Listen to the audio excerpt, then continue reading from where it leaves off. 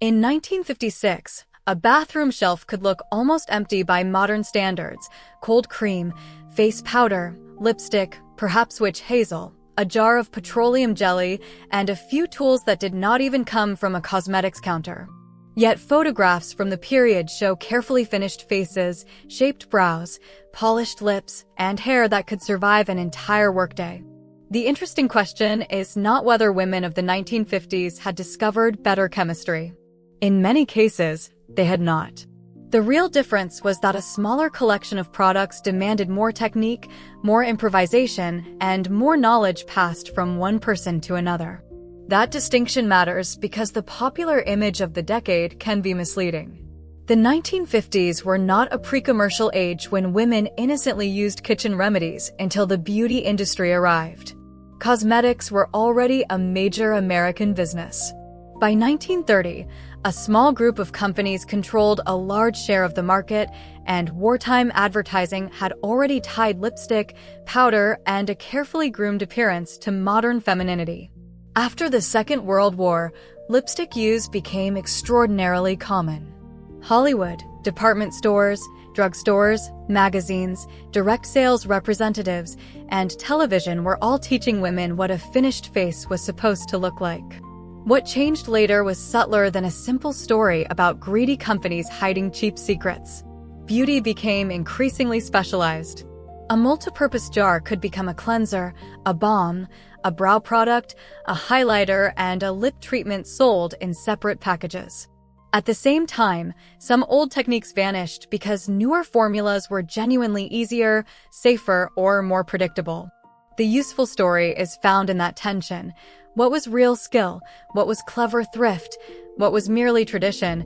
And what modern advertising later turned into a separate category? That shift also changed the way women learned. Earlier routines were often explained as processes. Soften this, blot that, brush until the shape settles, then check the result in daylight.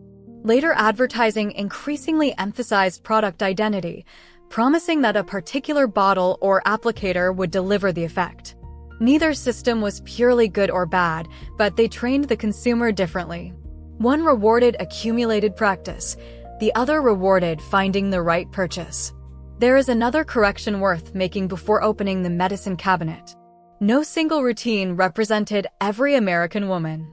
Income, race, region, age, and access to stores shaped what people bought and how they wore it. Mainstream cosmetic companies often underserved Black women, who relied on different brands, beauty shops, mail-order businesses, and community knowledge. A farm wife, a factory worker, a suburban homemaker, and a Hollywood actress might recognize some of the same products while using them very differently. That variation makes the old routines more interesting, not less. Start with the most ordinary object on the shelf, because it reveals the whole system better than any glamorous lipstick, the jar of cold cream. Cold cream solved a practical problem that modern bathrooms divide into several steps. Many formulas were rich in oils and waxes, so they loosened makeup and grime while leaving the skin feeling less stripped than soap could. A woman worked the cream over her face with her fingertips, paying attention to the nose, hairline, and jaw, then removed it with tissues or a soft cloth. The product did not need to perform miracles, it only needed to remove the day without making the next morning harder. That is the first pattern worth noticing. Mid-century beauty was often organized around reducing friction in a household routine. If one jar could clean the face, soften a dry patch, and remove stubborn lipstick, it earned permanent space in a small bathroom. Pond's, Noxzema, and other familiar brands became household objects partly because they were easy to understand. Women were not choosing between homemade wisdom and industry. They were already using industrial products in practical, unspecialized ways. Witch hazel often appeared nearby. Older beauty advice described it as an astringent, and the cool, slightly tightening sensation made the face feel freshly finished after cleansing. Modern skin science gives us a reason to be more careful with the old language. Pores do not literally open and close like tiny doors, and temporary tightness is not the same thing as permanently changing skin structure. Even so, The ritual made sense when women wanted an inexpensive, quick final step, and pharmacy products were trusted household staples. Petroleum jelly shows the same logic even more clearly. It could protect chapped lips, soften rough skin, add shine to a cheekbone, smooth a brow, or create a glossy look on lashes. What it could not do was magically make eyelashes grow longer, despite old advertising claims and family lore.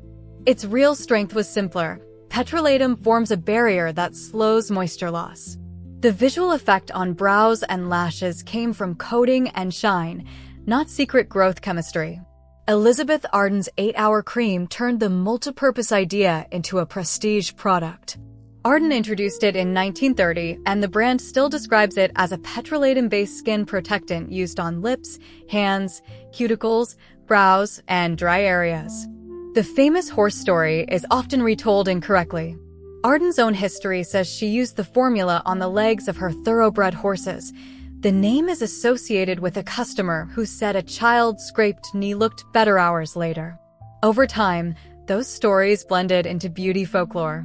Women were trained to judge products by versatility. A jar that lived in the medicine cabinet was expected to earn its space repeatedly. That expectation reflected more than thrift. Bathrooms were smaller, storage was limited, household budgets were watched carefully, and many purchases came from the same drugstore that supplied aspirin, bandages, shaving cream, and toothpaste. A beauty product had to fit into ordinary domestic economics. Modern beauty did not invent effectiveness, but it became much better at naming each use as a separate need. The change is visible in packaging alone. A plain jar invites experimentation because the user decides what else it can do. A narrowly labeled product tells the buyer exactly which problem it belongs to. That small difference helped move beauty knowledge away from improvisation and toward categories. Eye makeup shows how much technique could be packed into a tiny object. The story of Maybelline began in Chicago in the 19-teens, when Thomas Lyle Williams drew inspiration from his sister Mabel's habit of darkening her lashes and brows with a petroleum-based mixture. Cake mascara became one of the company's defining products. A woman moistened a small brush, rubbed it across the dark cake, then painted color onto her lashes with deliberate strokes. There was an intimacy to that system that disappeared when mascara became faster. You learned how much water the cake needed, how firmly to work the brush, and how long to wait before another pass. A clump was an application problem to solve rather than a reason to search for another formula.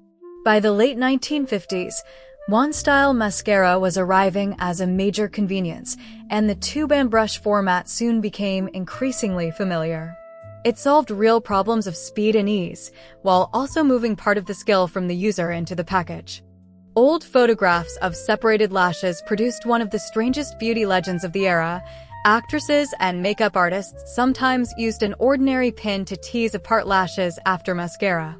Audrey Hepburn's carefully separated lashes are frequently connected with that story. Whatever happened in professional makeup rooms, bringing a sharp pin close to an open eye belongs in history, not in a modern tutorial. The useful lesson is the patience behind the look. Mid-century, eye makeup often depended on controlling individual hairs rather than piling on more product. Hollywood also changed what women expected from complexion makeup. Max Factor developed pancake makeup in the 1930s for the demands of Technicolor film, where older theatrical makeup could reproduce badly on screen.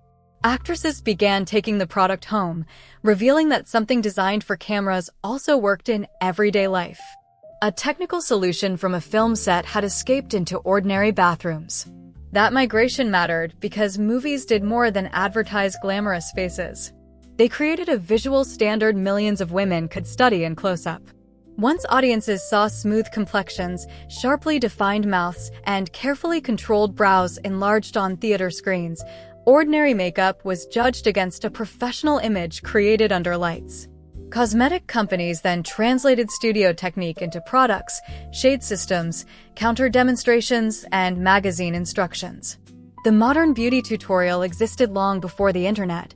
It simply arrived through saleswomen, print diagrams, movie stars, and mirrors. Lipstick followed a similar path from screen glamour to daily routine. By the post-war years, red and pink lips were no longer restricted to actresses or evening wear. Post-war estimates placed lipstick use among American women at roughly 80 to 90%. Revlon's Fire and Ice campaign in 1952 sold more than pigment, it sold a personality. Blotting was one of the small skills behind a polished mouth. Color went on, tissue removed the excess, and a lighter second coat restored the finish. The technique helped women manage creamy formulas that were less engineered for long wear than many modern lip products. In a pinch, some also used a trace of lipstick as cheek color. Calling this routine simple misses the social pressure behind it. Looking polished at work, church, a store, or a social visit carried different meaning for many women than it does today. Beauty was part of public presentation, which made the lipstick in a handbag both cosmetic and social equipment. The kitchen supplied some of the most memorable beauty tricks, although this is also where nostalgia can outrun evidence. Egg white masks, honey mixtures, rose water, diluted lemon juice, and other household recipes circulated through families and magazines for decades. They were attractive because the ingredients were already in the house, cost little, and produced sensations that felt convincing. Egg white tightened as it dried, cold water reduced the feeling of puffiness, and lemon smelled sharp and clean. Sensation is not the same as lasting biological change. A face that feels tight after a drying mask has not necessarily become younger. Lemon juice is also a good example of why natural should not be confused with controlled. A fresh fruit varies, while a formulated cosmetic is designed for a more predictable concentration. Some women liked old kitchen treatments, but that does not make every recipe worth reviving. The same caution belongs with celebrity rituals. Joan Crawford became famous for severe-looking beauty habits, including icy water. Cold can temporarily reduce the appearance of puffiness, which helps explain why the ritual felt effective before cameras or a long day. Calling a basin of ice water the equivalent of professional cryotherapy turns a modest effect into marketing in the opposite direction. Nostalgia can exaggerate just as easily as advertising can. A more revealing category is improvised oil control. Women learned to blot the nose before adding powder because another layer over oil could cake. Some performers and makeup artists experimented with pharmacy products when they needed a very matte surface under strong lights. Calamine was sometimes dabbed onto blemishes because it dried on the skin and could make redness easier to cover the next day. These were workarounds created in a world with fewer purpose-built options. When only a handful of products are available, users become experimental. Medicine cabinet items migrate to the vanity, kitchen ingredients become masks, and ordinary tools are repurposed. Some experiments are clever, some useless, and a few risky. The 1950s did not possess a lost master formula. They produced a culture in which women often improvised around limitations. Home remedies also survived because feedback was immediate, even when the interpretation was wrong. A mask dried, so it seemed to be tightening the face. Ice reduced puffiness for a while, so the ritual felt proven. Powder absorbed oil, making the result easy to see in a mirror. People naturally preserve routines that produce visible short-term changes, even if the explanation handed down with them is inaccurate. That is how practical knowledge and beauty folklore become intertwined. Later beauty categories made many routines more predictable and hygienic. The trade-off was psychological as much as financial. Once every small problem had a named product, the shelf began to suggest that the solution might be buying the missing item rather than learning another technique. Hair may be the clearest place to see how much labor hid behind the word effortless. A finished 1950s hairstyle could begin the night before. Damp hair was divided into sections, rolled into pin curls or set on rollers, secured, covered, slept on, released in the morning, and then brushed into a different shape. Those tight curls coming out of the set were only raw material. A finished wave appeared after brushing, shaping, smoothing, and learning how a particular haircut behaved. That knowledge rarely came from one source. Salons mattered, but so did sisters, mothers, neighbors, magazine diagrams, and observation. A teenager could watch an older woman arrange pin curls and absorb the pattern without formal instruction. Much of the information lived in hands as much as in words, which helps explain why techniques vanished quickly once fashions changed. One famous piece of advice from this world called for 100 brush strokes before bed. That exact number was more ritual than scientific measurement, but the underlying idea had practical logic. Brushing could distribute scalp oils and smooth a set, especially when frequent shampooing was less common and styling depended on preserving shape for more than one day. A natural bristle brush could become a personal object used for years, its handle polished by constant use. The romantic version leaves out the inconvenience. Too much brushing can be rough on fragile hair, sleeping in rollers is uncomfortable, and home permanent solutions could be messy and unforgiving. Maintaining a polished style took time, and that time was overwhelmingly expected from women. A hairstyle that looked effortless in a family snapshot could represent an hour of setting the previous evening, a difficult night on rollers, and another round of brushing before breakfast. Later tools and products did not merely manufacture a problem, some gave women part of the morning back. Salons complicated the picture further. For women who could afford regular appointments, a professional cut or set transferred some of the work outside the home, but upkeep still happened between visits. Others learned nearly everything themselves because frequent salon service was not realistic. The same fashionable silhouette, therefore, rested on very different amounts of money, time, and unpaid labor depending on the household. What faded was the deep familiarity many women had with their own hair. They knew which direction a section needed to be rolled, where volume collapsed first, how humidity changed the set, and what could be repaired without washing everything and beginning again. Hands and nails followed the same maintenance logic. Housework exposed skin to hot water, detergents, and constant abrasion, while social standards still favored tidy hands. Hand cream, cotton gloves, filing, cuticle care, and small polish repairs were practical responses.